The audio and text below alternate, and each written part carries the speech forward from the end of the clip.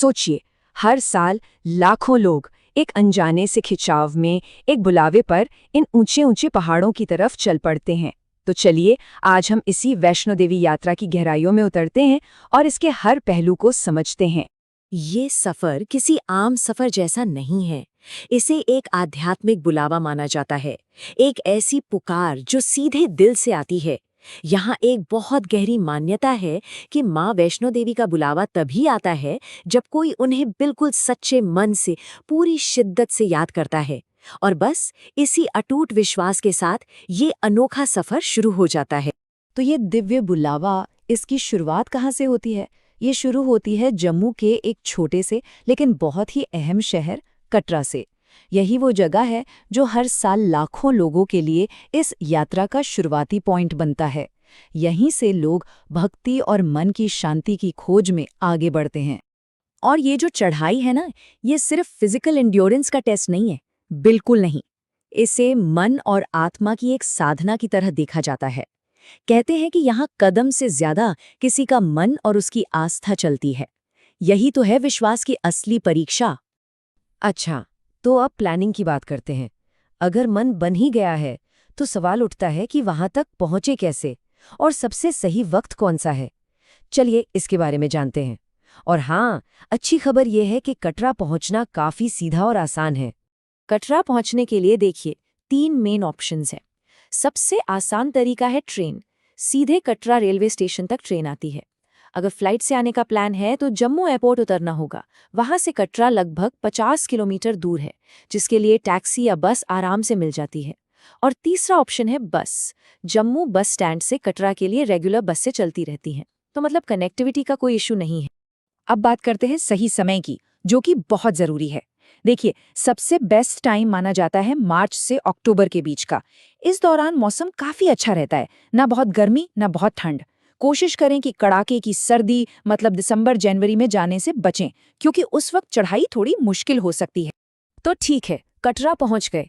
अब यहाँ से शुरू होता है इस यात्रा का सबसे अहम हिस्सा, वो 13 किलोमीटर की पवित्र चढ़ाई जो बेस कैंप से सीधे माँ के भवन तक ले जाती है। यही है वो रास्ता जिस पर हर कदम एक प्रार्थना है। ये जो पूरा 13 किलोमीटर का ट्रैक है, ये आमतौर पर 4 जरूरी स्टॉप्स में बटा हुआ है। शुरुआत होती है बाणगंगा से। कहते हैं कि देवी ने यहाँ अपने बाण से पानी की धारा निकाली थी। थोड़ा आगे चलने पर आता है चरण पादुका, जहाँ उनके पैरों के निशान पूजे जाते हैं। इसके बाद लगभग आधा रास्ता तय होता है अर्धकुंवारी में, और फिर आखिर में आती है मंजिल भवन, जहाँ पवित्र गुफा में माँ के दर्शन होते हैं। अच्छा, एक जरूरी बात, अगर किसी को ये चढ़ाई मुश्किल लगती है या कोई बुजुर्ग है, तो चिंता की कोई बात नहीं है। माँ के दर्शन सबके लिए सुलभ है। कटरा से सांझी छत तक हेलीकॉप्टर सर्विस भी अवेलेबल है। इससे यात्रा का एक बहुत बड़ा हिस्सा आसानी से बिना थके पूरा हो जाता है। चलिए, अब प्रैक्टिकल चीजों पर आते हैं, जैसे कि बजट, खाना पीना और रुकने की जगह। इन सब रिसोर्सेज को मैनेज कैसे करना है, आइए इसका एक आइडिया लेते हैं। तो खर्च का एक मोटा मोटा हिसाब लगाते हैं। देखिए, कटरा तक आने जाने का खर्च इस बात पर डिपेंड करेगा कि कोई कहाँ से आ रहा है, पर अंदाजन 500 से 1500 रुपए तक लग सकता है। सबसे अहम बात, यात्रा पर्ची यानी रजिस्ट्रेशन बिल्कुल फ्री है, इसका कोई चार्ज नहीं लगता। बाकी रोज का खाने का खर्च 300 से 500 रुपए और रुकने का 800 से 3000 तक हो सकता है। हेलीकॉप्टर एक ऑप्शनल खर्च है, जिसका आइडिया भी यहाँ दिया गया है। तो अगर सब कुछ मिला के देखें तो एक व्यक्ति के लिए 2 दिन की ये पूरी यात्रा लगभग 3000 से 6000 रुपए के बजट में आराम से हो जाती है। मतलब काफी बजट फ्रेंडली है। रुकने और खाने पीने की बात करें तो कटरा में ऑप्शंस की कोई कमी नहीं है। यहाँ रमाडा जैसे प्रीमियम होटल्स भी हैं, होटल एशिया जैसे मिड रेंज भी, और बजट में रहने के लिए बहुत सारी धर्मशालाएं भी हैं।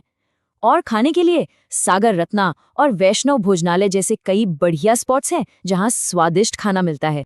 प्लानिंग हो गई, चढ़ाई भी पूरी हो गई, और अब आते हैं उस पल पर जिसके लिए यह सारी मेहनत, सारी कोशिश की जाती है, माँ के दर्शन। ये अनुभव कैसा होता है और इसके बाद क्या, चलिए इस पर बात करते हैं। कुछ जरूरी टिप्स हैं जो यात्रा को आसान बना सकते हैं। हमेशा आरामदायक वॉकिंग शूज पहने, ये बहुत जरूरी है। किसी भी अनजान एजेंट के चक्कर में ना पड़ें, हर चीज़ ऑफिशियल काउंटर से ही करें और हाँ, अपना कोई भी वैलिड आईडी प्रूफ हमेशा साथ रखें। और जब वापस आते हैं तो यहाँ से माँ की चुनरी, प्रसाद और ड्राई फ्रूट्स ले जाना एक रिवाज सा है जो लोग अपने प्रियजनों के लिए ले जाते हैं। और आखिर में जब दर्शन हो जाते हैं तो कहते हैं कि 13 किलोमीटर की सारी थकान एक पल में गायब हो जाती है। एक ऐसी शांति, एक ऐसा सुकून मिलता है जिसे जिसे सच में शब्दों में बयां करना मुश्किल है। ये एक एहसास है जिसे बस महसूस किया जा सकता है। पर क्या ये यात्रा बस यहीं तक थी? शायद अभी कुछ और बाकी है। तो क्या सब उस जगह को देखने के लिए तैयार हैं जहाँ कहते हैं कि बादल जमीन को चूमते हैं? जरा सोचिए, हमारी अगली मंजिल